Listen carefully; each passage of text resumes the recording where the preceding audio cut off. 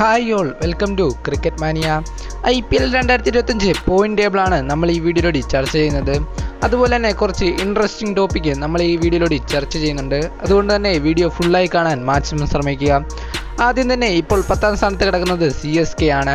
7 മത്സരങ്ങൾ കളിച്ച CSK 2 മത്സരങ്ങൾ വിജയിച്ചപ്പോൾ 5 മത്സരങ്ങൾ തോറ്റുപോയി. -1.276 ആണ് CSKയുടെ നെറ്റ് റൺ റേറ്റ്. 4 പോയിൻ്റാണ് CSKയ്ക്കുള്ളത്. 9ാം സ്ഥാനത്തുള്ളത് SRH ആണ്.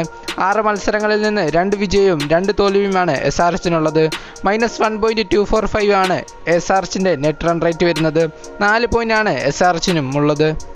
6 മത്സരങ്ങൾ കളിച്ച രാജസ്ഥാൻ 2 കളി ജയിച്ചപ്പോൾ 4 കളി തോറ്റു. -0.838 ആണ് അവരുടെ നെറ്റ് റൺ റേറ്റ്. 4 പോയിൻ്റാണ് രാജസ്ഥാനുമുള്ളത്.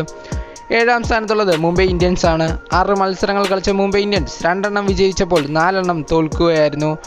+0.104 ആണ് മുംബൈ ഇന്ത്യൻസിൻ്റെ നെറ്റ് റൺ റേറ്റ്. 4 പോയിൻ്റാണ് മുംബൈക്കും ഉള്ളത്.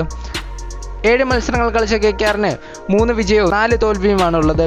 +0.547 ആണ് KKRൻ്റെ നെറ്റ് റൺ റേറ്റ്. 6 പോയിൻ്റാണ് KKRനുള്ളത്. 5ാം സ്ഥാനത്തുള്ളത് ലക്നൗ സൂപ്പർ ജയൻസ് ആണ്. 7 മത്സരങ്ങൾ കളിച്ച ലക്നൗ 4 വിജയവും 3 തോൽവിയും അടക്കം +0.086 ആണ് അവരുടെ നെറ്റ് റൺ റേറ്റ്. 8 പോയിൻ്റാണ് ലക്നൗവിനുള്ളത്. 4ാം സ്ഥാനത്തുള്ളത് പഞ്ചാബ് കിങ്സ് ആണ്. 6 മത്സരങ്ങളിൽ നിന്നും 4 വിജയവും 2 തോൽവിയും അടക്കം +0.172 ആണ് അവരുടെ നെറ്റ് റൺ റേറ്റ്. 8 പോയിൻ്റാണ് പഞ്ചാബ് കിങ്സിനുള്ളത്. 3ാം സ്ഥാനത്തുള്ളത് RCB ആണ്. 6 മത്സരങ്ങളിൽ നിന്ന് 4 വിജയവും 2 തോൽവിയും അടക്കം +0.672 ആണ് RCBയുടെ നെറ്റ് റൺ റേറ്റ്. 8 പോയിൻ്റാണ് RCBക്കുള്ളത്. 2ാം സ്ഥാനത്തുള്ളത് ഡൽഹി ക്യാപിറ്റൽസ് ആണ്.